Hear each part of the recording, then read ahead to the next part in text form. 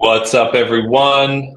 Welcome back to another live stream for JeddAI, sponsored by JeddAI. And yeah, pleased to be here. Got a couple of, well, we've got quite a few submissions that have come through from you guys to get reviewed. You know, essay drafts, body paragraphs. What's up, Phoenix? I can see you in the chat. You've submitted a mod A. We did have a lot of submissions, so I'm not sure if yours is in the ones included. We've got a couple in the bank, but let me see what I can do. I can't remember. There was someone who I said I would get to theirs first. If it was you, let me know, and I'll stick to that, of course. But yeah, I'll need to check and see the names attached to these submissions. But otherwise, yeah, really good to be here. Hope everyone's having a great week. I know if you're in New South Wales, year 12, you've got your final HSC coming up. 5 weeks is it now? Maybe it's less. Maybe it's a month. That's gone really quickly. I think in my head, it's gone from like 6 weeks to 4 weeks super quickly. So hopefully you are all strapped in, starting to prepare. You've had your post-trials break. Now is definitely the time to start ramping it up. I know a lot of students are graduating this week, next week. Then you've got StuVac, where you've got a couple of weeks of full days to study versus having the school day. But yeah, right now it is game time, and these are the weeks that kind of make the difference, because this is where you can really prepare to make sure you're not freaking out the day or two before each exam, thinking I haven't prepared enough, I haven't got everything together. This is where you get everything in order, and then you give yourself the week or two before English specifically to actually learn your materials, familiarize, be doing the final touches, be practicing different questions, just doing past papers basically. But in terms of getting all your drafts together, in terms of getting all your notes together for other subjects, in terms of going over all of the different topics for subjects like maths, sciences, you need to be doing that now. You need to get all of that together and just be focusing on past papers in the next week or two. That needs to become your sole focus. Now, when I say past papers, for essays, it's a little bit different. With English, it would be focusing on looking at different questions and thinking about how you would respond to them, how you would adapt.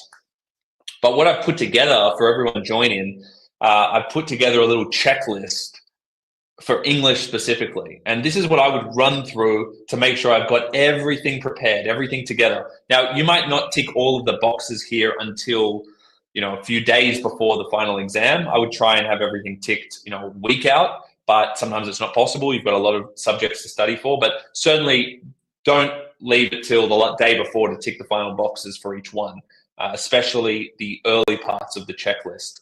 Okay, so let me just show you what that looks like.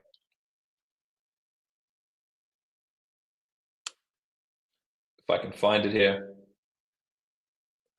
I think this is it, so let's see how we go here. Pull myself down here. See if I can get to the other side. That's okay. So look, this is a checklist that I've put together, and see if I can, no, that's fine. Yeah, maybe that view is better for people.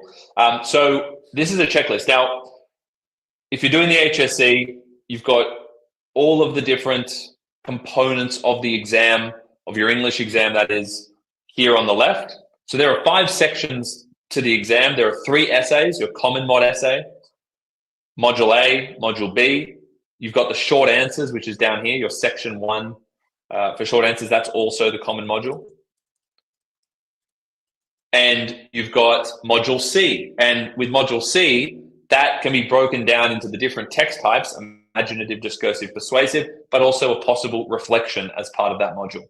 Now, each of these modules, each of these sections are 20 marks, 20% each. So they're all of equal weighting, but I've split up module C into these 4 parts, even though all of that, everything I've highlighted there is 20 marks total.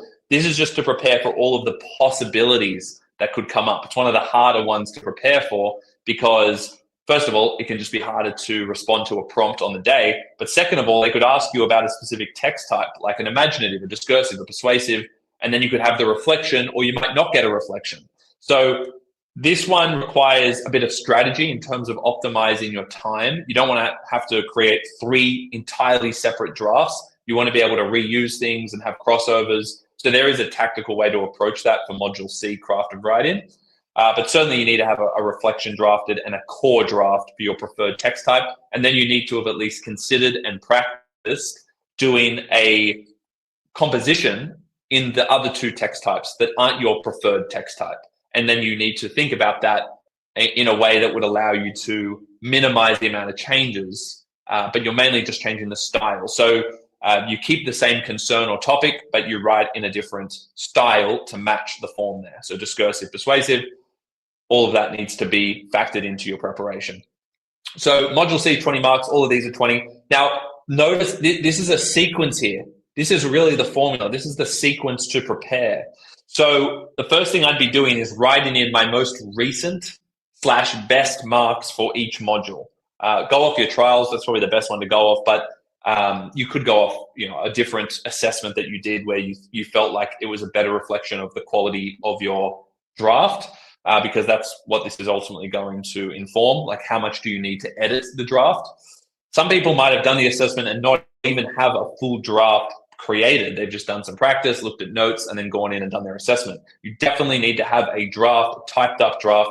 You can practice handwriting them, of course, but you need to have that core typed draft that you're constantly working on, that you're constantly practicing through handwritten responses, but you need to have that go-to source. You don't want to have tons of different drafts. You want to have one core one, and then you can have different variations when you're practicing different questions. But you always want to come back to a core draft, I believe, because that is going to give you a really solid foundation for everything else you do. So I've then got checkboxes here for drafting, editing, because, and again, this is all in order. So have you drafted a common mod essay? You might say, yes, I have. But you only got 13 out of 20 in the trial. So clearly there's a lot of room for improvement. So what you then need to do is you need to then edit that by applying all of the feedback. This is where you apply feedback from your trials, get as much feedback as you can. We talked about it last week, and I can see Rosetta again in the chat. Great to see you, Rosetta. Thanks for coming on last week. That was a lot of fun. But something Rosetta mentioned even, who did really well in her trials, got in the 90s. I think it was like 93 from memory. Rosetta basically applied all of the feedback from teachers, and I'm sure other sources as well.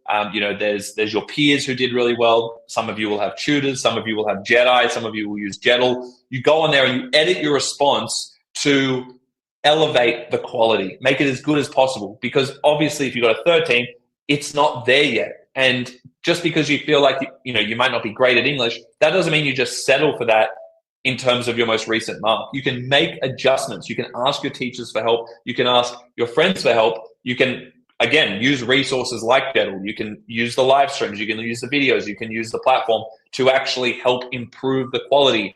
That's why with JeddAI's resources, we have those tables of analysis that has really sophisticated breakdowns of the different quotes so that you can actually say something more impressive to the marker versus just saying something generic. So you go through that process. This editing process is really key. You can spend a lot of time on that. So be careful where you decide to do that in your day. I used to do the editing for my English drafts at the end of the day, at nighttime, because it was such a tedious process by the end. I was literally just reading sentences out loud again and again, trying to perfect them, trying to spot exactly where it didn't flow, didn't roll off the tongue. And reading things out loud, by the way, is the best way to test whether something flows. But a lot of students just read it in their head. You should read it out loud, get used to doing that all the time, and keep reading the sentences before and after the things that you've just changed to see if it works. What can I add in? How can I shorten that sentence? How could I make that a little bit punchier?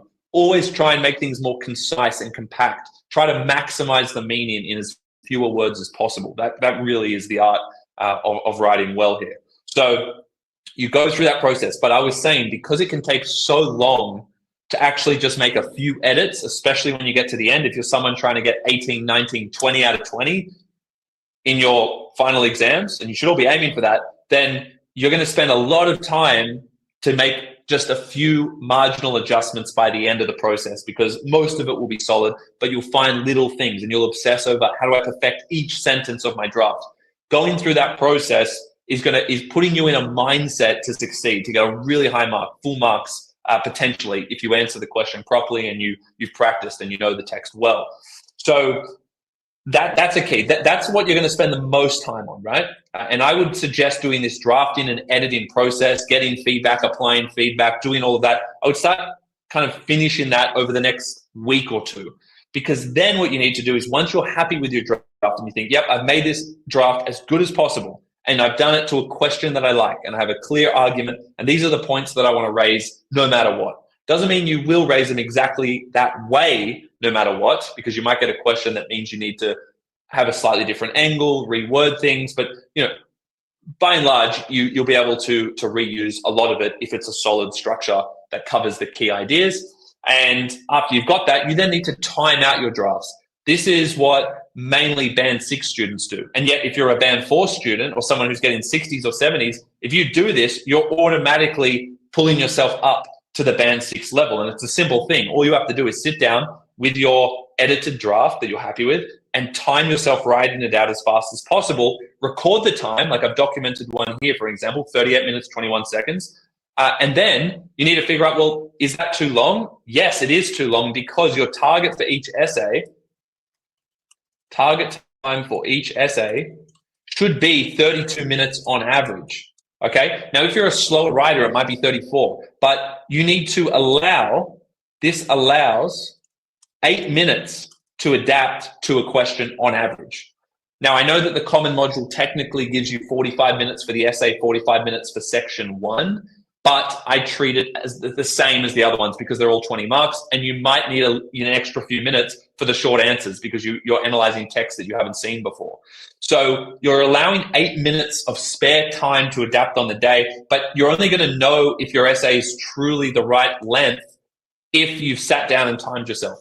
I didn't put a word count here because I don't know how fast you can write. So you all need to be honest with yourselves, sit down and be disciplined enough to time it out, and then you need to cut it down. This little alignment thing's annoying me now. But you need to then cut it down so that it gets to 32 minutes, right? We want to make adjustments. Now, the next step is, how do I cut it down? I don't know how to cut down the words. Well, let's start with your conclusion. People write too much for the conclusion. You could potentially have a 1-sentence conclusion for your draft on the day of the exam even, and still get full marks, but you have to have one. It's one of those things. You have to have one. It's not good to not have one. You could lose 2 marks not having a conclusion, but it doesn't need to be that long, okay? Just something impactful, something that kind of sums up your argument, but kind of, I like to finish it with a conclusion that leaves with the final message or takeaway or kind of call to action, if you will, for the responder. Like, ultimately, Shakespeare invites responders or encourages responders to reconsider something going forward. Okay, so it's like, what do we take away from this going forward, given everything I've just proven in my essay? What does the audience or the responder take away from it at the end of the day after everything I've just said? It's not just repeating your thesis. You don't just repeat, oh, this is the tension I just explored. No, you go beyond that now and say, hey, given I've explored the tension and I've explained the complexity of it, here's what we need to do going forward. Or here's the enduring impact on responders. Depends a little bit on the module, but focus on what's the takeaway, what's the kind of ask or the call to action, and focus on doing that in your conclusion. That'll keep you a lot more compact with the writing. So you can do a 1-sentence conclusion. I always aim for 2, but I would feel comfortable doing 1. I would know that, okay, if I have to do 1, here's the sentence I'm going to write, but I would have 2 for my ideal. But I wouldn't have any more than 2 even on a good day where I have heaps of time left. I would just do 2. So conclusion, you can cut down. Link sentences are less valuable than sentences of analysis. So then I start thinking about, what links would I cut? I also then look at the first thing I really do is look at the overall structure, and I record the word counts for each paragraph. So I can easily see if one particular paragraph is just way too long or way longer than the others. So, body 1 might be 230 words, body 2 might be 180. So then when I look at body 1, I'm like, oh, maybe I can take out 1 sentence, or I need to merge 2 sentences. So I start looking at those kind of bigger picture things with the structure by looking at the word count of each paragraph. Maybe your introduction is too long. Maybe your introduction is 200 words. And really, a solid introduction can be as short as 130 words. 100 words feels a bit tight, like 3 sentences. It's not quite there at the band 6 level, in my opinion. I would go for 130 to 150 range, but it really shouldn't be longer than 150. You need to get into your analysis. Again, this all depends on how fast you are at writing. If you're a really slow writer, maybe 120 words ish is going to be sufficient for you. Maybe it's 100, but I would be careful dipping below that 100 mark for sure, even if you're a really slow writer, because the introduction to me is the most important paragraph because it sets the benchmark, it sets the standard. The marker already has an idea of how sophisticated your language is, how sophisticated your ideas are, and how well you are engaging with the question. So a lot of the expectations and the standards are set in the introduction. So you need to give yourself enough space to show off in a way. Okay, so going through those cut downs, analyze the different paragraphs. Where are you spending too much time on certain areas that you need to refine? Maybe you've got too much evidence. Maybe you could have merged 2 sentences. Maybe you're repeating yourself with one of your sentences of analysis and you've already made that point. Okay, cut it out. Take the best one or integrate them. But you need to go through that rigorous process to cut down. So this also can be quite demanding. But if you've edited and refined really well, you're almost cutting down along the way, if that makes sense. When you edit and refine, you're trying to make everything more concise. So that is a cut down process in and of itself. So that's why editing, again, is one of the most time consuming parts of this process. Okay, so moving on from that, we cut down our essays. We get them down to around 32 minutes on average. I should make a note here that obviously mod C, if you're doing I would prepare a 20-mark version and a shorter version, which is like 10 to 12 marks. So I'd have a long version and a short version. And the trick with this is I would aim to get my module C, I would actually aim to get that, let me just put this here. I would try and get that below 30 minutes. If I could even do like maybe a 28-minute, and I'll just make this out of 20 to make this clearer. But I showed that you could have 2 parts here. But let's say it was out of 20.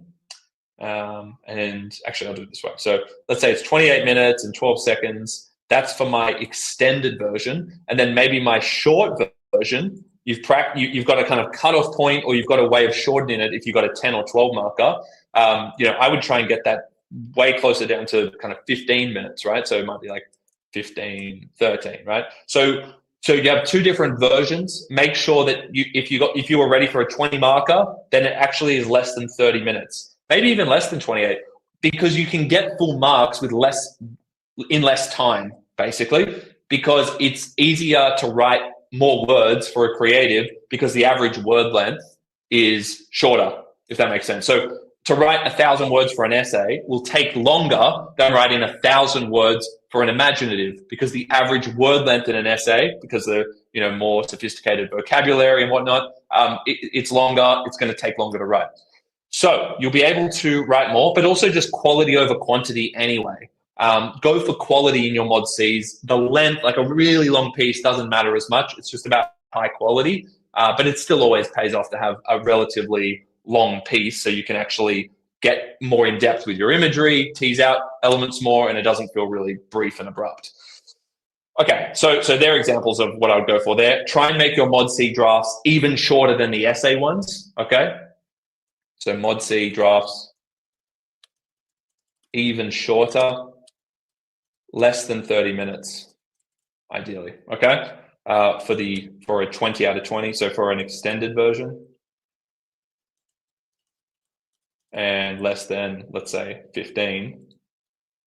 It might go a little bit over, but we need to allow time to adapt to that unseen stimulus. So to even think about it and to change parts around from your draft material, that takes time. So it's best to just be on the safe side, aim for like a 15-minute shorter version, which would be like 10 or 12 marks.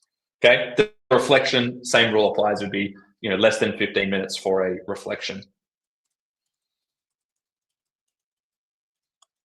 Again, better to be on the safe side and make your pieces a little bit shorter than longer, because you don't want to not finish the paper, right? You're just going to lose tons of marks by having unfinished paragraphs. It's going to be a disaster. But if you do this critical step of timing and cutting down according to these standards here, it is going to save you a lot of marks purely because you'll be more focused on answering the question. You'll have the time to answer the question, and you'll actually finish the response. You know, like, the worst thing is you just don't finish, and you had great stuff, but you didn't have time to get it down because you didn't consider these critical parts of the process.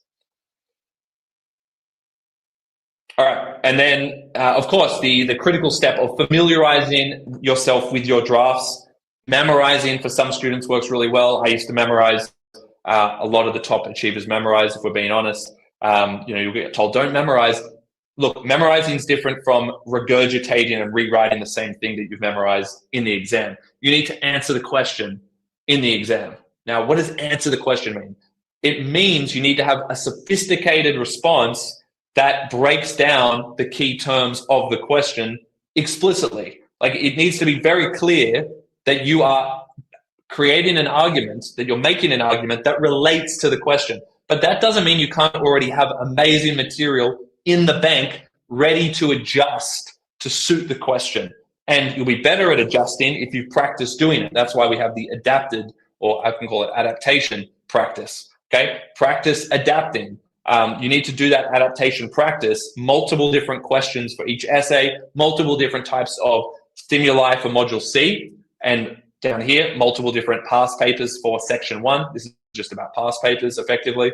Although there are skills and other things to practice, you can see the YouTube videos on Section 1 or go to JeddAI. So memorize the response as it works for you. So for some students, they need to just memorize the quotes. They need to practice writing down the main ideas, and that's sufficient for them. Because if they try to memorize everything word for word, they end up losing their spot and they can't remember anything. Okay, if that happens to you, and some people don't have as good a memory as others, some people just don't honestly give themselves enough time, and they don't have the right strategy to memorize. That's often the case. But anyway, either way, know what works best for you. Commit to that process. Push yourself on it though, because the more you learn in terms of your edited draft materials going back earlier to the process, the more you've learned about that, you have better material to draw from to respond to the question. You'll be way faster. You have your sentence starters. You have sophisticated techniques. You have sophisticated ideas that you're going to tie in with the question. You have structures that you can execute on basically no matter what question you get. You have a really solid introduction base that you can adapt, and you know what each sentence is meant to do, even if you're going to word it differently based on the question. Just having all of that in place, how much easier does that make it on the day? So it's crazy to me to not commit a lot of time to learning your base materials as it best suits you, so that you can go in on the day and just focus on adapting to the question and just answering the question, right? So you're going to walk in there with a shorter essay than it would otherwise take if you're doing 40 minutes, so 32 minutes. You've timed it, you've cut it, you think it's a perfect essay, great. You've learned it really well, so that you're going to be faster to actually write in response to the new question. And you should also practice multiple different questions per essay, per Module C kind of response. Mainly focusing on introductions and topic sentences. So instead of having to rewrite your essays again and again in full in response to new questions, I would mainly focus on doing new introductions or adapted introductions and topic sentences as you're familiarizing yourself with the responses and after you've familiarized yourself with the responses. So you should be doing practice questions while familiarizing yourself or memorizing those responses. You can kind of do those two things together over 1 to 2 weeks. So that these final stages here are the last 1 to 2 weeks of your preparation. Okay, at least 2 weeks to learn all of this. Look at all of this that you have to learn.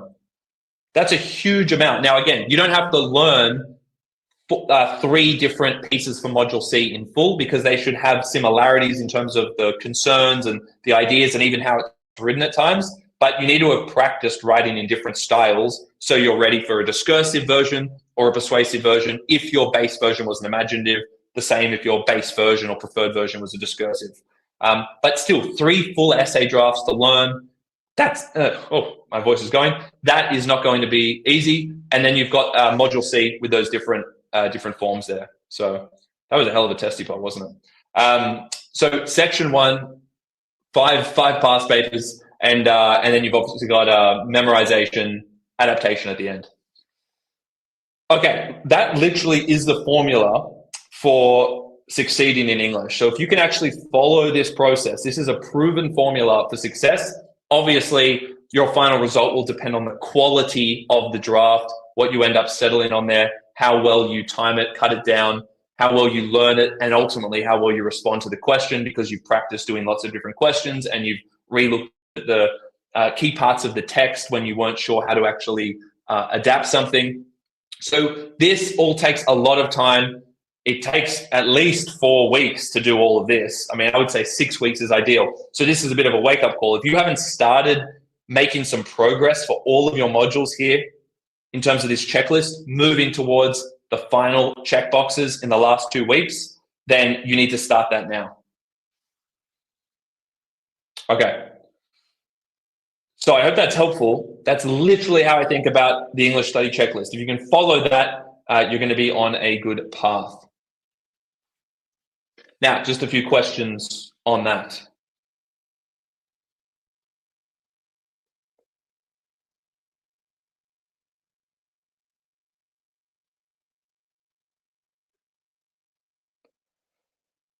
Let me just remove this for a second. Do you recommend using quote tables or in a generalized essay that's adapted on the day? So personally, I start with quote tables with techniques and the explanations. I then turn them into full sentences, and then I have that generalized essay based on a question. It's not a generalized essay in the sense that there's no question. I just pick the best possible question that I would like to respond to, because that means you have a question that you're focused on, so your essay has focus. It's not just going everywhere. But it also means that you are including the arguments and the points in each paragraph that you feel most strongly about, or that you're most confident about, hence why you chose that question. So have a question, create a general essay, a core draft essay.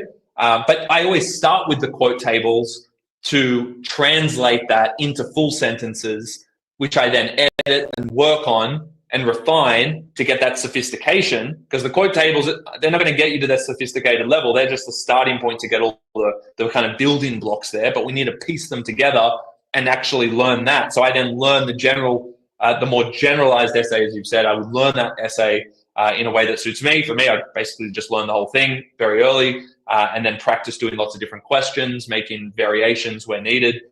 That's how I would do it. But a lot of students would find it more helpful, and this is actually a lot of students, so I'm not saying everyone should do what I just said. A lot of students would find it more helpful to have quote tables where you have the quotes in order. They should be in the order that you would introduce them in an argument. Have the technique clearly labeled next to it in a separate column. And then on a third column, have the general explanation or effect. And when I say general, it should be specific. So I don't actually mean general. It should have the specific effect of that quote and technique in terms of what does that even mean. But again, everything should be in the order that you would present it. And then you learn those, and you can then turn them into full sentences on the day if it's easier for you. I just like to already know how I'm going to start the next sentence, so I don't waste time thinking about the sentence starter. It's good to just have go-to sentence starters. Mind you, you can do that. You can actually practice applying the quote tables using structures and keep using similar sentence starters every time. That's absolutely fine. Okay, so you're sacrificing some sophistication and flair there because you've got a more kind of repeated pattern in your work, so it can get a little bit monotonous at times, but you're ticking off all the boxes in terms of technique, quote, verb, effect. And as long as your effect is good, as long as you have a really good explanation of what that evidence means and you link it to the question in some way, then you can still get a great mark. So there's a couple of different ways to do it. If you are someone who really struggles to learn things off by heart or memorize, then there's a couple things that you need to do. Two things. One thing is create those tables, and when you include the specific effect or explanation, I want you to put one of the key words in bold blue or bold black. And that is going to be that's going to be your trigger word. It's going to trigger your memory about what you wanted to say about that piece of evidence. So instead of having to memorize a full sentence, all you have to learn is the quote, the technique, and one specific word or phrase that is unique to that effect to that piece of evidence. Like, don't choose a word that you would use elsewhere. You choose quite a specific word, hopefully a sophisticated term that's going to allow you to remember what the overall thing was about. So you can play around with that and put in the work to figure out what that word or phrase is. And then if you just learn that and then practice writing those out without looking on a piece of paper, quote, technique, my trigger word, and then try and remember as best you can the rest of the sentence, that's going to allow you to effectively learn what you need to. The second part of that was actually sitting down and writing these out and practicing without looking, converting your table, your quotes, techniques, and trigger terms into full sentences. You have to practice doing it a number of times so that you become fluent in it, and then you can effectively write an essay on the fly just by learning those without having to memorize it word for word. So a lot of students find that strategy easier than having to do the brutal word for word strategy, which is grueling. But if you really want to target that approach and you feel like you can do it and you've tested it in past assessments and trials and you've got the memory for it, great, you can do it that way as well.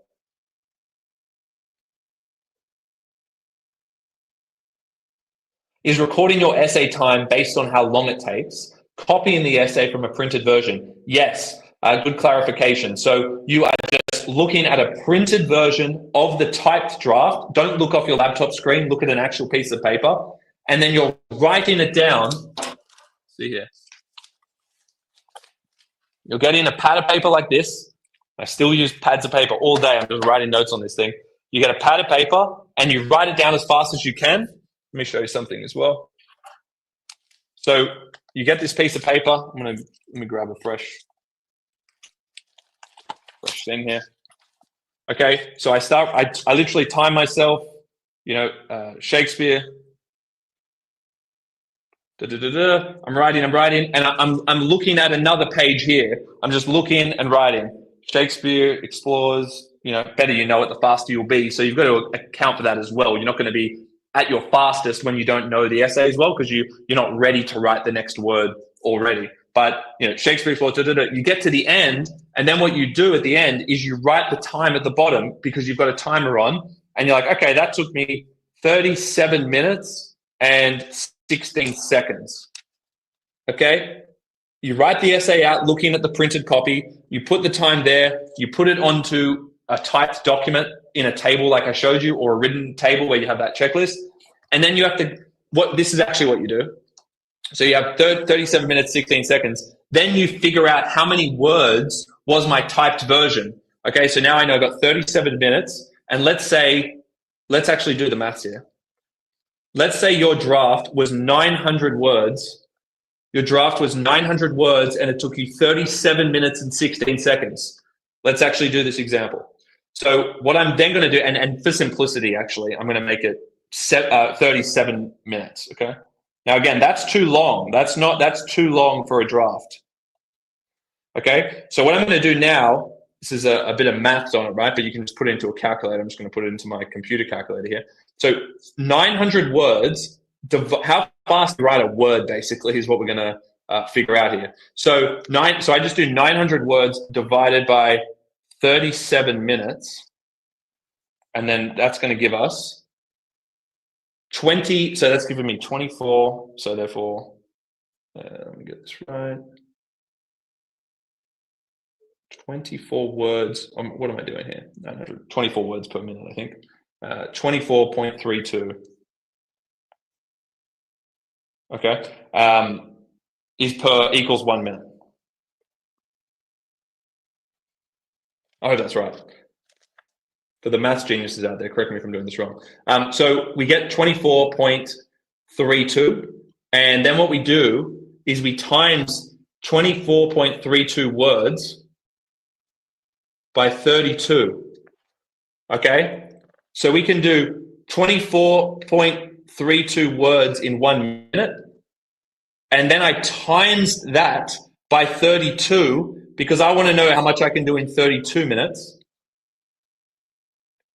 And now what I find out is that I can actually write 778 words in 32 minutes. 778 words equals 32 minutes. And voila, you figured out, you only have to do this once, really, for one of your essays. You divide the words by the time. That tells you how many words you can do per minute. And then that's how many, and you can just put this in ChatGPT as a calculation and say, tell me how much I could do in 32 minutes if I can write this many words in this, if you're struggling with the maths. But so you can understand it, you get the target time, 778 words in 32 minutes. Now you have to make all of your essays 778 words or less. So that's your target time. And you'll be surprised at how fewer words or how few words you can actually write in 32 minutes. It's not going to be as long as you think. So you need to be honest with yourself. And yes, you need to think, okay, I might be able to write a little bit faster once I know the essay, but retime yourself later and make sure that is true, because the last thing you want to do is get into the exam and have essays that are too long that you're trying to reproduce in relation to the question, but it turns out you should have had one less piece of evidence in all your body paragraphs, but you found out too little too late when the time was way over and you're taking up time from the next module, or you're on the last module and you don't finish the last paragraph, miss the conclusion, or only write half of the module C. So those kind of like disaster events will happen if you haven't done the timing and the cutting down.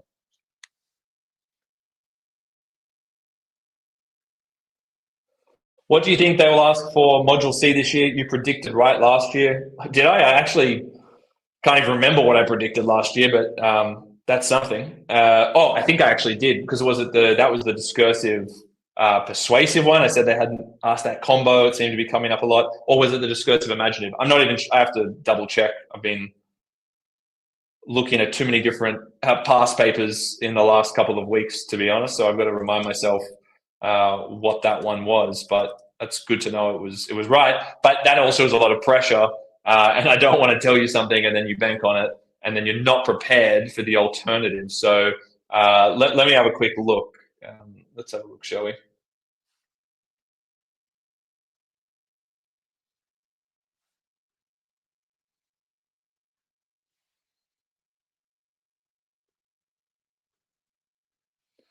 Standard. Oh, geez, oh no, this shouldn't be too bad. I don't know why this is so inefficient. Hang on a second.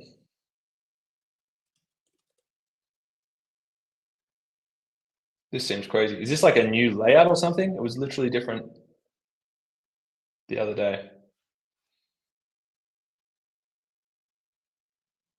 Okay, this is bizarre. This is not how it normally comes up, but anyway, someone tell me what I'm doing wrong here. This is not the way I would present it. Anyway, here we go. Paper 2.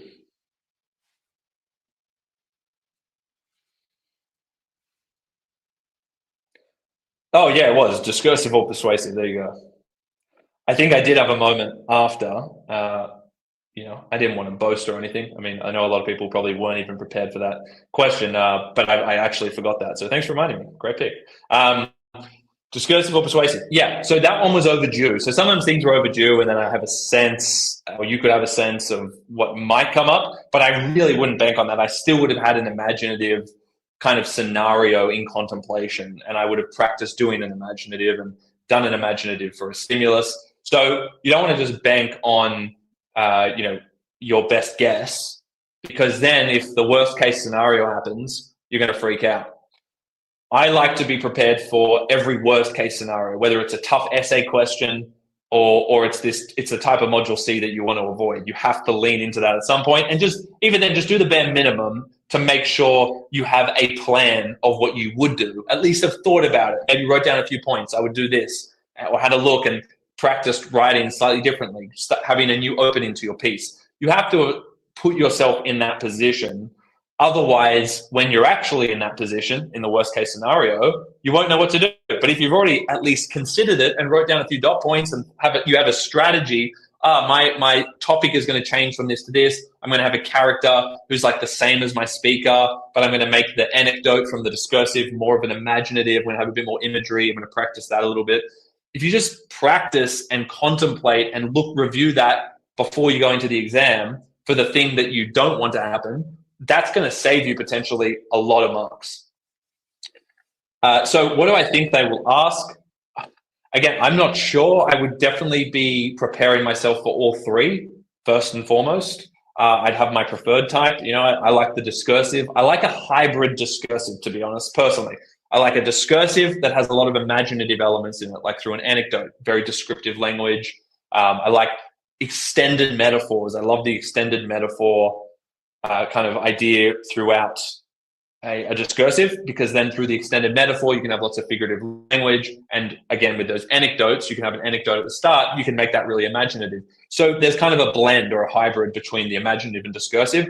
And then it's really easy to make the discursive into a persuasive. You just change the modality, it becomes more definitive.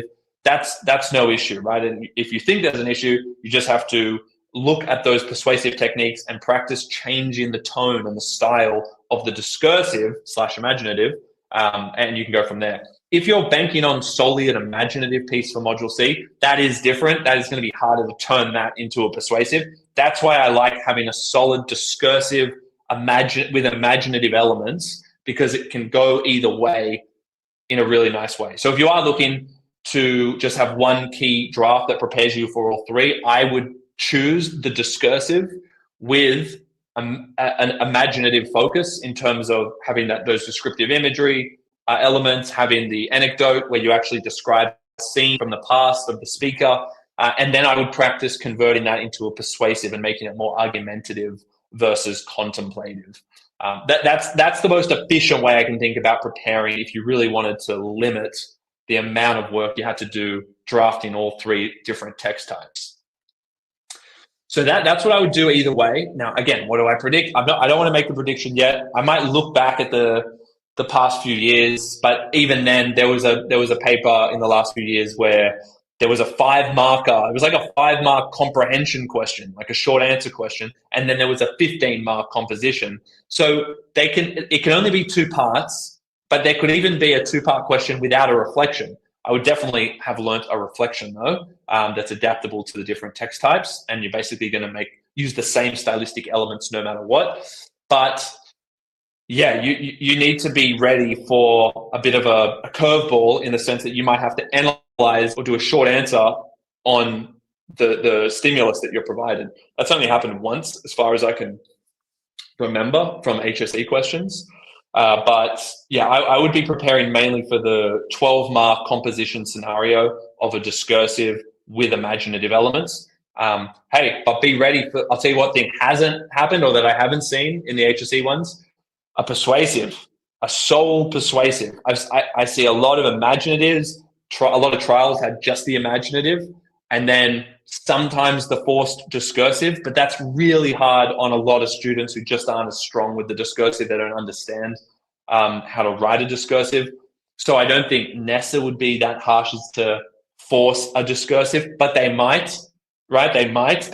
You can see that they like to do the imaginative. Seems to be the most accessible for students of different abilities, right? So you've got to factor that in as well. Sole discursive is less likely than a sole imaginative. Like, you have to do an imaginative, but the persuasive one's interesting. Persuasive or imaginative, that's an interesting combo that could come up.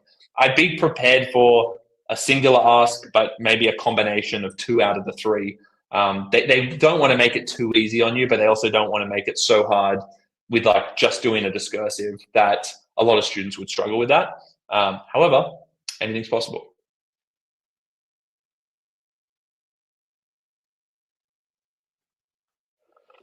So Hannah says, what should I do if my pre-prepared essays, paragraphs just didn't do well in trials? Well, as we were talking about before, you're up to that point of editing. You're really asking, how do I edit when I didn't do so well in the trial? So just looking again at our table here. So Hannah, feel free to give us some more context on that. Like, what particular essay are you talking about? Give me the text name, give me your mark, and let's run through an actual process here.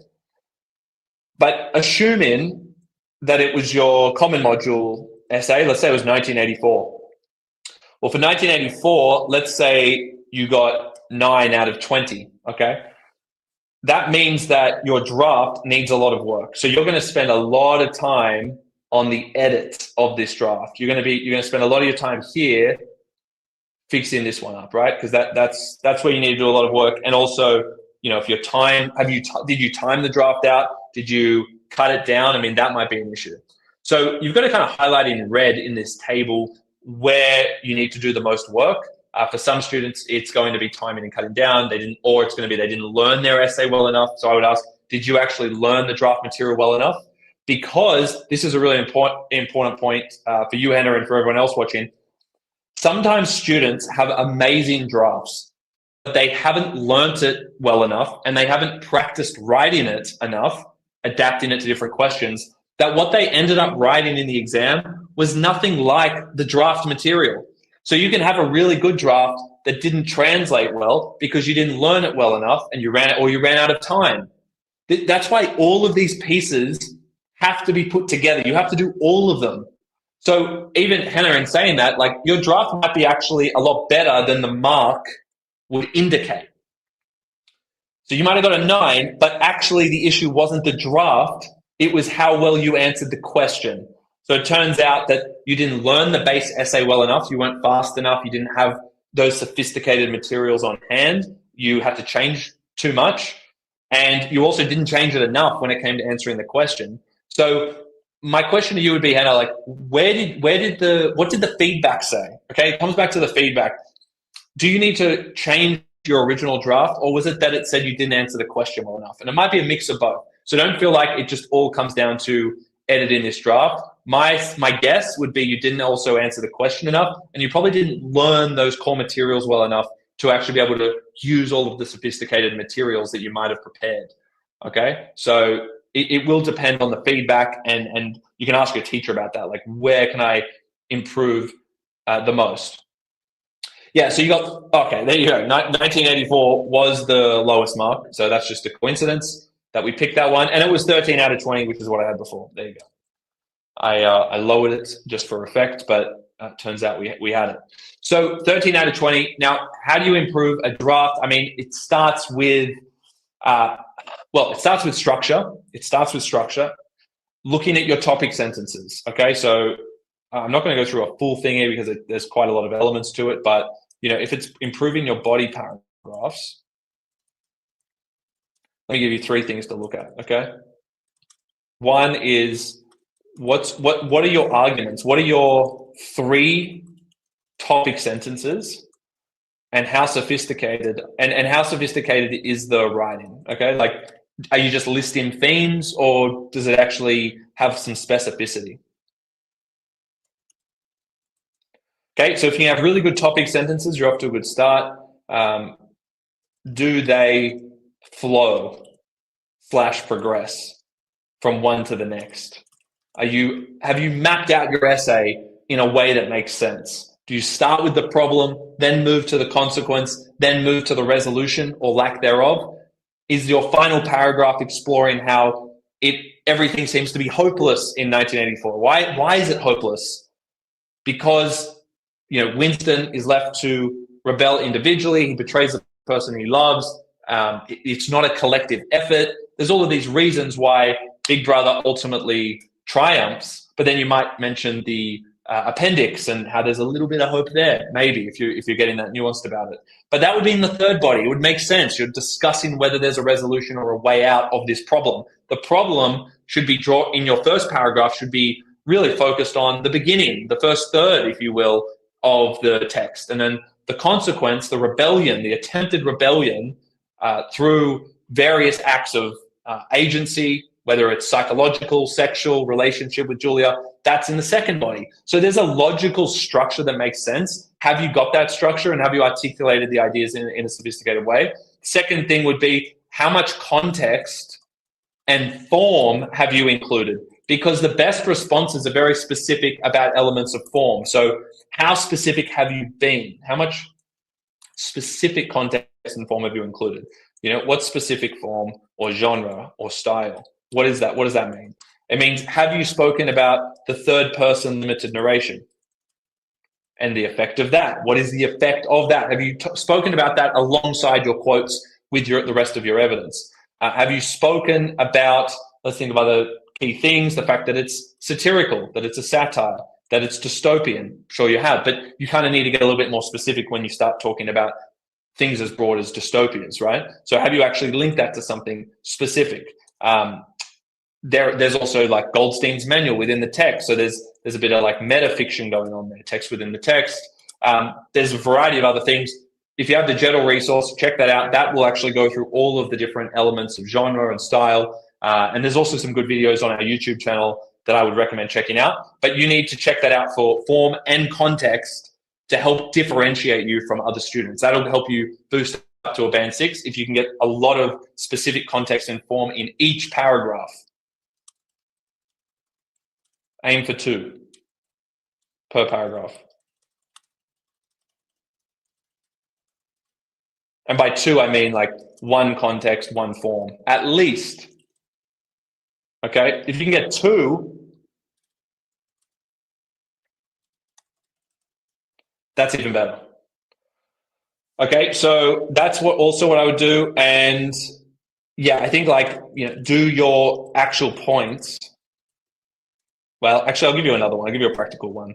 Have you broken up? I would look at the use of your quotes. So in terms of how you're using quotes, avoid really long quotes. Break up your quotes into smaller pieces and only include the words that are absolutely necessary, as short as possible. I call it ASAP quotes, as short as possible. Have you made your quotes ASAP, okay? And embed other smaller quotes into your analysis. So don't just use quotes as the technique, but also use important quotes, good words that you can substitute for your own in your analysis to back that up, right? So smaller quotes into your analysis. Here's an example, the word quote. See how I've embedded that into this sentence? Embed other smaller quotes into your analysis. It flows like a normal sentence and it's only a one-worder. So try and be a little bit more creative with the way you're using quotes. Have multiple quotes in a sentence, including one-word quotes. It's just more textual engagement. It's way more sophisticated. So if you do that and have more context and form and have a clear structure with sophisticated topic sentences, I can't see how you don't rise from a 13 up to a band 6. Like those 3 things should really help.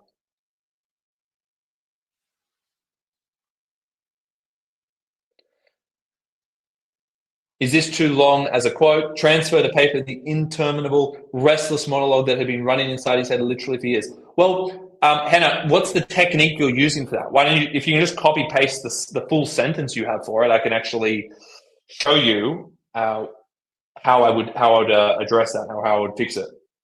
It's not the longest quote I've ever seen, what you've shown me, but again, I'd want to see if we could break that up or if we could actually make it even shorter.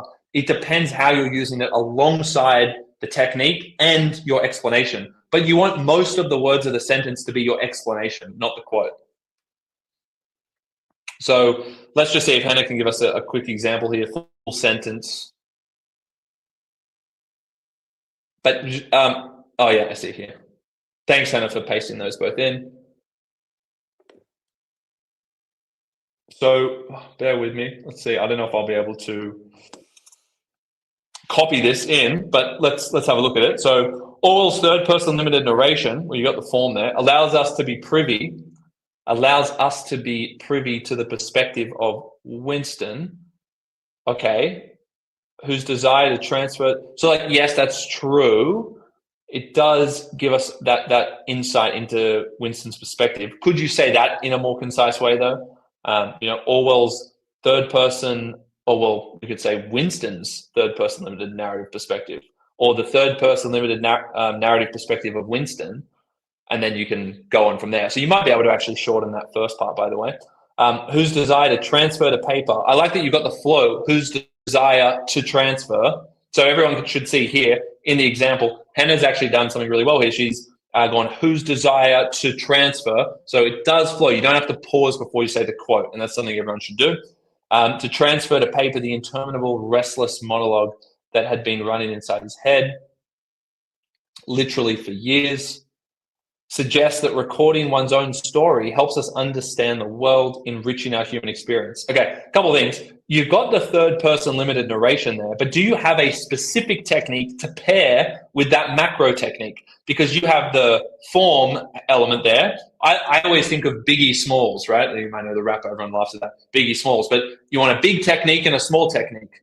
Macro, micro, macro, micro, whatever you're going to remember better. Biggie Smalls, macro, micro. But you've got macro, you've got limited narration, but do you have a more specific technique to then work in to that specific quote? Because if you can have both, it's going to strengthen that piece. And I'll come back to the length of the quote, but that's just something else I've noticed. You then suggest that recording one's own story helps us understand the world. That's quite a vague effect. And then you say enriching our human experience. Like if I read that quote, transfer to paper the interminable, restless monologue. That's quite emotive, isn't it? Restless monologue that had been running inside his head. There you go. It's like a monologue running inside his head. There's personification of the monologue. So you could say to transfer to paper the interminable, restless monologue, end quote, which is personified. Well, actually, let's see here. To transfer to paper the interminable, restless monologue, end quote. So end the quote after monologue. Then you can add a comma and say, which is personified as, quote, running inside his head. Then you say literally for years. I mean, you could say literally for years, but you've already said interminable. It doesn't stop. So a couple things on your quotes. You don't need the literally for years unless that's critical to your explanation. You can cut the quote into two parts. So for everyone listening, Hannah can cut the quote into two parts. I'm just going to bring myself back here. So Hannah, let me know if that's making sense to you. You can say to transfer to paper the interminable, restless monologue, end quote, comma, which is personified. Why am I doing personified? Because of Biggie Smalls, not because of the rapper, because of the rule, macro, micro. So which is personified as, quote, we're still flowing it, making it flow, which is personified as running inside his head, end quote. We cut out the literally for years because it turns out we already said interminable. It doesn't end. So this wasn't adding any extra meaning. Therefore, it's not as relevant unless the technique related to literally for years. And you were saying something about that, but it already says interminable. So there's an example how you can cut it down a little bit, split it up into two parts, and add a specific technique to that sentence. But Hannah, appreciate it, but I'm not done just yet. Your effect actually isn't specific enough, and you've kind of got this throwaway link to the human experiences module at the end, which says enriching our human experience. So is that getting you more marks, enriching our human experience? Saying enriching is saying something, but the quote is quite negative. Let's just start there. Like, he has an urge to transfer to paper the interminable, restless monologue. So you could say something about an instinctive desire to kind of express one's agency, psychological agency. There's some good concepts for you to add into your effect, because I think your effect is not long enough. It's not sophisticated enough. It doesn't quite hit the nail on the head in terms of the meaning of this specific quote. So is your quote specific? Is your explanation of the quote specific enough? Not at the moment. So an expression, an instinctive motivation. Let's not even say desire. Why? Because motivation is a rubric term, and it's clear to me that you want to use some rubric terms because you said enriching our human experience. So why don't we park that and perhaps we'll leave that for another time when we can say a little bit more about it, because I try to avoid those vague things. That is what will land you in a band 4, band 5 in terms of that category. Like the band 4, band 5s just do the throwaway rubric links, maybe even low band 5, like low 80s. But the band 6 will actually be specific in relation to the quote and the rubric link. So what we're going to do here is we're going to say it suggests the instinctive motivation. I'm using the word motivation because that's a rubric term, but I'm using instinctive because that makes it more specific. You're expanding on the rubric term, just as you would do for a question. So instinctive motivation, right? And I like what you have here at recording one's own story. Why don't we say the instinctive motivation? I need to write this down. need to write this down. I'm about to lose it. In the sense, I'm about to lose it from my memory. So instinctive motivation. This is after the quote. Personified. Suggests the instinctive motivation to express psychological agency in the face of oppression. Again, I don't want to take this out of context. I'm just only use the in the face of oppression if it makes sense. But it sounds like, you know, this is the scene where Winston's trying to document everything. The instinctive motivation to express psychological agency, specifically by recording one's story. Now, what did you say? Recording one's story.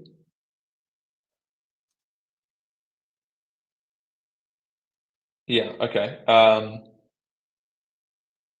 As a, what type of human experience is it if we're going to use that? It's like a rebellious human experience, right?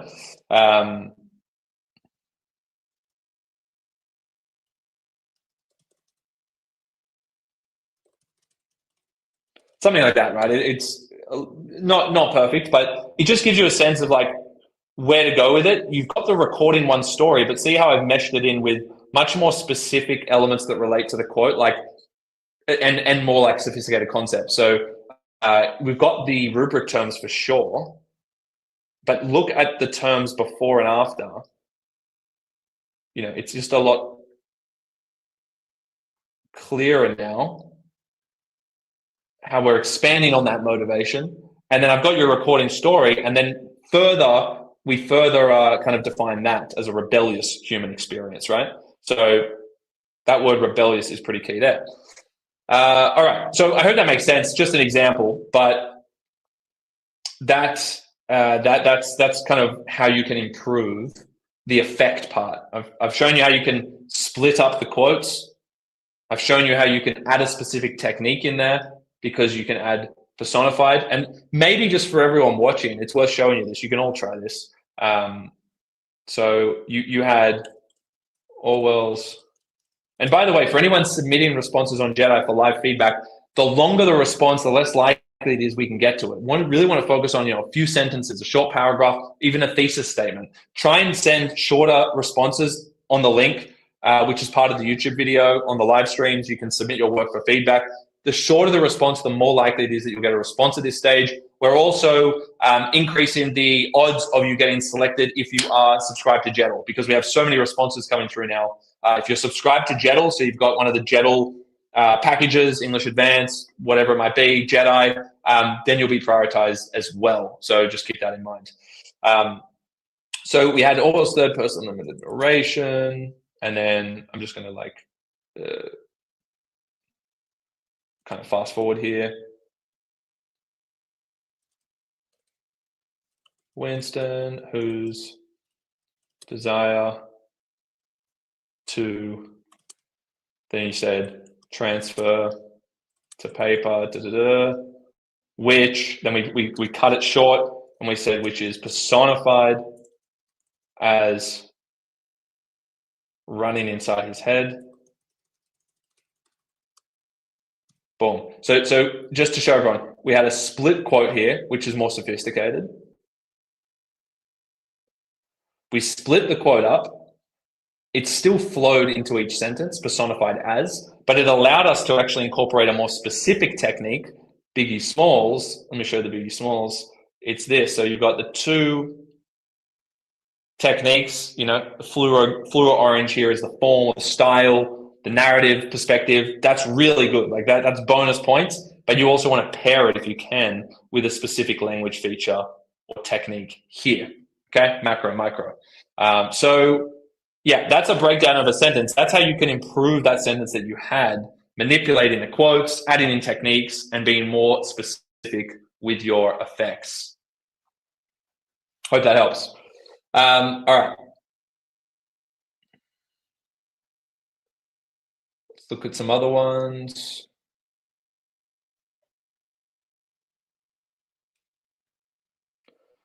I don't know, bro. It's never, it's never a good idea to bank on, the questions, but I could certainly go through what I think is like trending at the moment.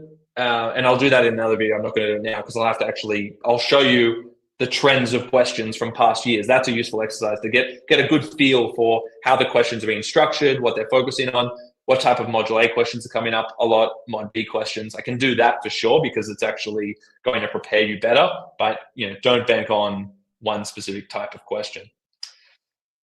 All right. Specific questions. How do I structure my introduction for a comparative essay? Okay, might be too long to explain on here. I can go through that with you. I mean, 4 sentences. 4 sentences. If you can tell me if you're still on here. I don't know how to Elcrite. If you're still on here, tell me what text you're doing. Guys, when you ask a question like that about structuring something, ideas, try and include the text in your question so I can give you an actual example. There is a kind of standard structure you can use, but it could vary a little bit depending on the specific combination of text that you're doing for the comparative. Like sometimes a certain structure works better for a particular set of texts. More or less it's the same, but that's something I'll come back to. I might even have to make a video on that separately because it's a structural thing and it will take too long to go through now. But 4 sentences would be my goal. You start with a thesis, introduce the value of the textual conversation. So what is the value of a textual conversation overall, but drawing upon the key purpose that you saw between those 2 texts. Then introduce both texts, or you could do each one in sentences 2 and 3 in relation to their context, form, and ideas. But you should be talking about how one is responding to the other. If that's the case, that's why I asked the question, is it kind of a call and response type of thing, and adaptation? But mainly focus on how the latter text is different and why. How is it different in its form and ideas, and why? And talk about that contextual change across sentences 2 and 3. So you introduce both texts, talk about the shift that has happened from the first text to the second text. And then in the last text, you should be talking about, again, the value of that textual conversation specifically and what its ultimate impact is. It transforms our understanding how, okay? What are the mechanics? Or it teaches us something about how one text can change the meaning of another text. So intertextuality, the value of it. So I would kind of structure it like that, almost sandwich the intro with textual conversation or comparative essay values, like what's the value of it at this top, in broadly speaking, what's the specific value of this these comparative texts at the bottom, and then in the middle you have to introduce both and talk about the fundamental differences between each in context, form, and ideas. So that's a kind of general summary. Again, it would be different depending on the specific pairing, but yeah, that's my overall structural advice on that one. All right, as usual, got to head off now, and we'll have to leave those essay reviews until the next one. I will do my best, as I always try to come back on and just do pure reviews of student submissions. I can tell you though, for anyone watching who really wants to get their work submitted, a lot of them, because I get them screened before they come. Anyone that is like someone just put in one essay as one paragraph, we don't count those. It just takes too long to get through. So if you want to submit a response for feedback and be prioritized, 2 things you can do. Don't submit, and this is using the link underneath the live stream videos on YouTube. There's a link to submit your work to get feedback. Just submit a few sentences. Don't submit a super long paragraph that's really 2 paragraphs equivalent or a full essay into one. It just won't get reviewed. If you're a JeddAI subscriber or a JeddAI subscriber, if your email is linked to a JeddAI account and you have a subscription to the resources or JeddAI, go to jeddai.com for that. You'll be prioritized for feedback. So that's it for this evening. Great to see everyone. Thanks for joining, and I'll definitely jump on soon, trying to ramp these up as you get close to your exams to help you out. So come prepared with your questions for the next one. Have examples, and see you then. Oh, also, sorry, before I go, is there anyone in the chat right now who wants to jump on and kind of talk through an example that they have, but join the stream. Like Rosetta jumped on last week. It was good fun. We were talking about, her takes on what works with trials, but you don't have to be someone who did super well. You could be someone who really struggles with English, and you just want to talk through some issues. So is there anyone in the chat, let me know right now before I go, who wants to actually come on the live stream? You don't have to come on for the whole time, obviously. Just come on for 10 minutes, 5 minutes, if you've got a specific question you want to ask. But it's good for me to get more context. If we can have a bit of back and forth. You can pull up an example. You can send me something in advance that we can just talk through, almost like a kind of online tutoring session. Just do it 5 to 10 minutes. Maybe just have a general question, but jump on. I'm sure everyone would love it and appreciate it. If there was, if you guys were actually jumping on the stream, with video, etc.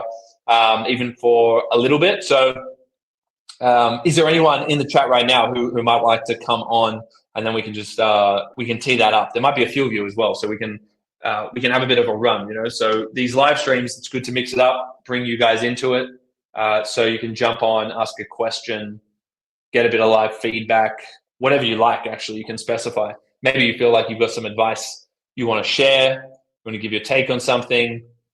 You can let me know privately on email what you'd want to do or how long you'd want to be on there. But anyone in the chat, anyone want to come on the live stream, and obviously you're prioritized in terms of feedback, your questions, etc.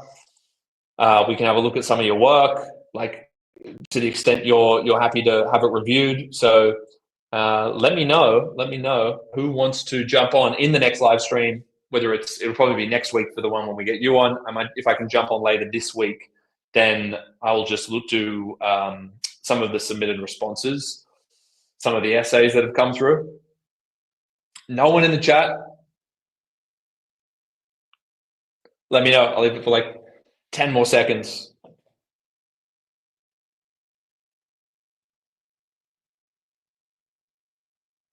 Yes, Hannah, just message us hello@JeddAI.com. For anyone who wants to potentially join for the next one, let us know as soon as possible. We'll only take probably a couple of people because we want to get through some other things. But we'll see how we go. hello@JeddAI.com.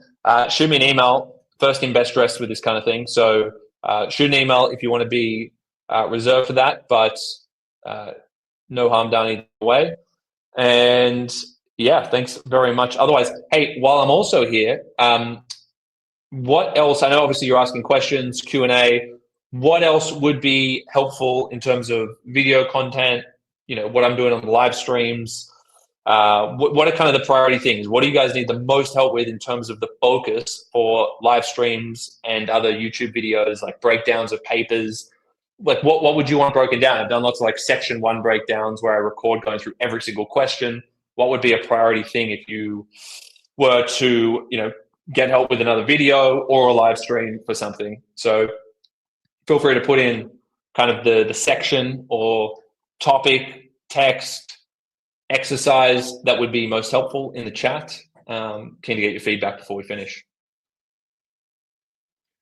Go through short answer, past paper yourself again. So assuming Dumpling Dude, you've probably seen the 2024 and 2023 breakdowns, 2 really good papers going through that. I will go through, let's say papers or videos, but I'll go through the 2022 if you like, and even the trial. I can't remember if I did the trial paper, but the trials this year, one of the trials papers, can definitely do a similar video breakdown on every question, how I would answer every single question, if that's of interest. I would have thought as well, maybe the essay questions, looking at kind of trends and how I would break those down, could be of interest. So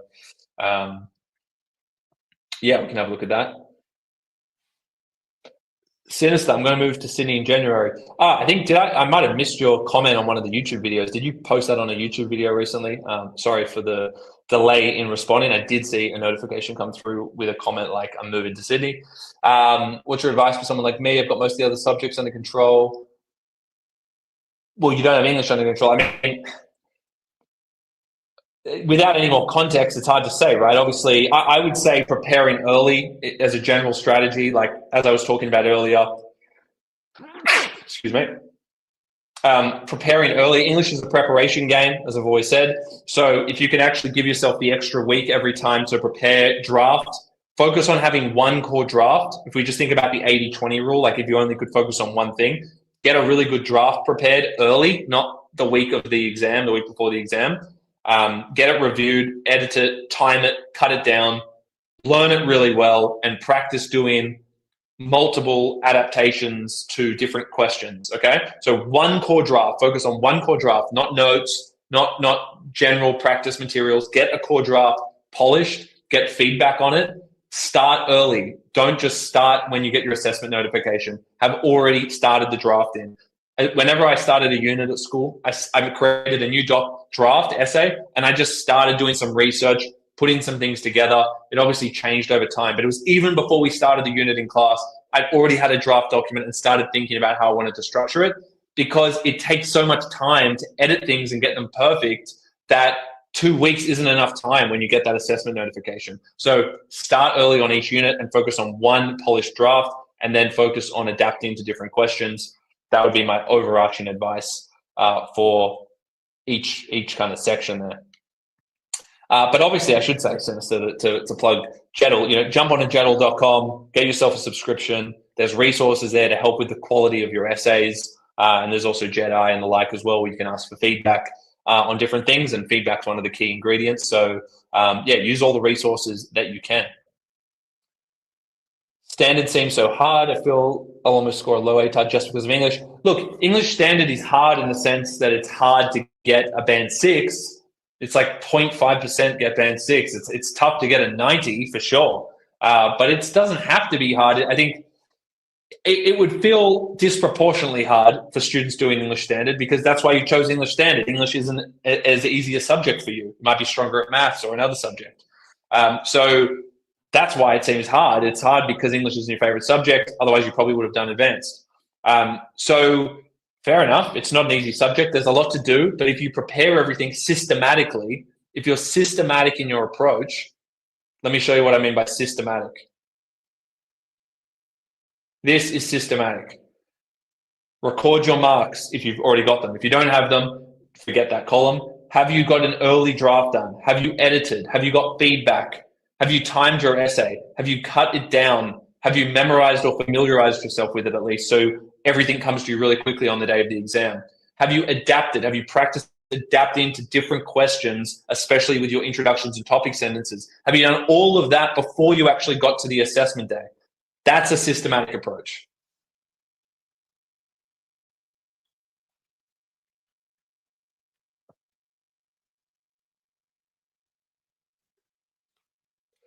Killer of War, does JeddAI have essay scaffolds for modern? Actually, we do. So we do English for 7 to 12, but for year 12 specifically, we worked with a lot of teachers and state rank achievers, people who got full marks in their exams, to actually provide scaffolds for different syllabus points throughout the throughout the resource. So in the JeddAI resource for modern history, if you're doing year 12, you can still access that.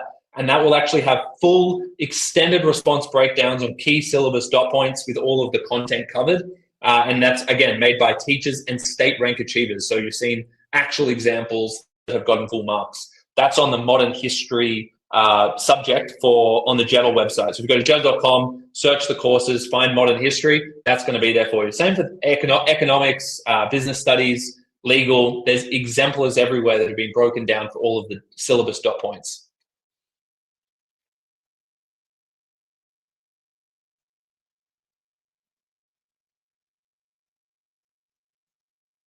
Okay. Well, actually, in terms of when the best time is to start memorizing essays, I wouldn't start memorizing them, strictly speaking, now, a month out.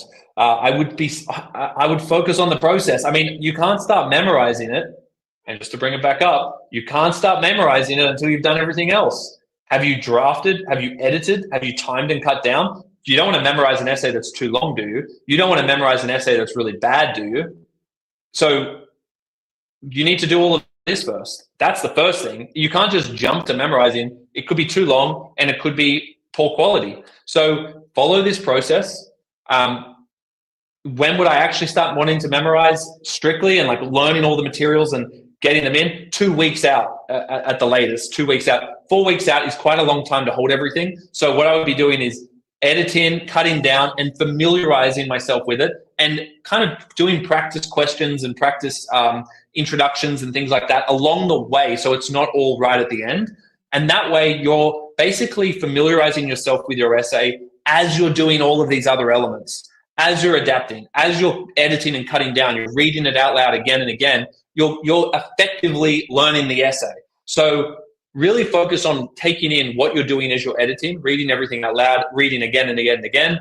And then if you want to do a more focused patch of memorization or familiarization, you need to print it all out, make sure it's timed and cut down and edited, and then learn it like a speech if you do it that way. Or write things down without looking, at least write down the key elements, make sure you've got all your structures, etc.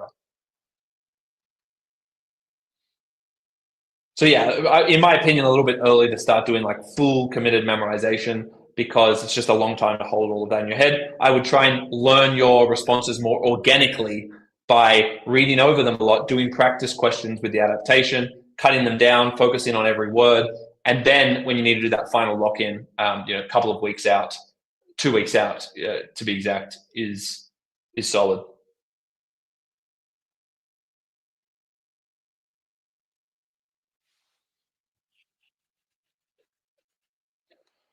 I've never encountered stuff like long answers. Paper 2, yeah. So there's 3 essays, even for English Standard. Am I supposed to keep a draft in mind? Yes. I mean, you don't have to memorize the full draft. That's what I was talking about. But you need to have a structure that you are familiar with.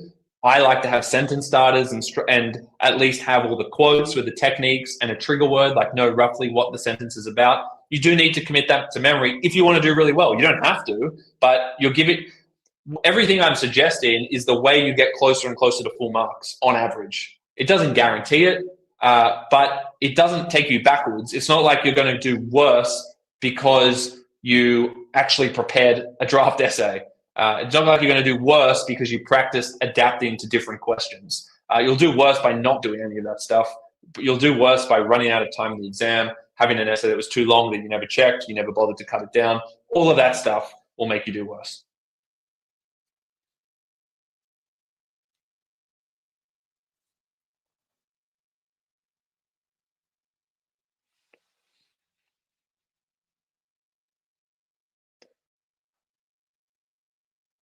All right, last one, because I do have to jump off. Bruh, make sure you come on in the next one. I can address your Mod C question about what would you do with different stimuli. Bring it up next time and we'll go through that. So with having several themes for the quote tables, well, several themes. You should have basically 3 key ideas. You can think about it as a theme, but you need to have one idea that doesn't just sound like a buzzword like power. You need to have an idea. Suggests the power. It suggests the ability for power to corrupt an individual's morality. That's an idea. So you have 3 of those ideas, one for each paragraph, and you should have a table of quotes with the techniques and the explanations for each of those ideas. So each idea is accompanied by a table of 3 to 4 quotes that have been analyzed in that way, and then you do that for the 3 ideas. You should have 1 high quality essay draft for each module, not 3. You should have one high quality essay, okay? And you'll have the quote tables would help support each paragraph of that 1 core draft essay for each module. But you will overall have 3 essays across the 3 modules, 1 per module. And again, you might end up practicing doing multiple drafts, and you should, by practicing different questions. But I would start with 1. It's just easy to start with 1 per module and perfect that, and then you can practice, changing it for different questions, and looking at different elements that you might need to bring in from the text for certain questions. All right, that's it, guys. I'm going to wrap there. Remember to check out JeddAI.com if you don't already have a resource. I know a few of you already do. Resource subscription. So JeddAI.com for all the study guides on all of the different texts to help you boost the quality of those essays, as we're talking about drafting, editing. If If you need help editing and boosting the quality, check out all of the analysis and examples on the JeddAI platform. And also with JeddAI, you can actually get real-time feedback from both JeddAI itself, but also our team will get back to you. You can submit responses there as well with JeddAI, which is for a limited time only. Actually, we're splitting that up. But right now, if you get a JeddAI subscription before it, you can actually get human feedback from our expert team of tutors, people like myself, looking at it and helping you improve those drafts. So if you do need help improving your drafts because you didn't go so well in the trials, you're not in the high band. Excuse me, you're not in the high band 6. That's why I need to finish. You're not in the high band 6 range. Then submit those through and we'll have a look. So that's with the JeddAI subscription that you can do that. All right. Great to see everyone. We'll see you soon, whether it's later this week or next Tuesday. But see you then.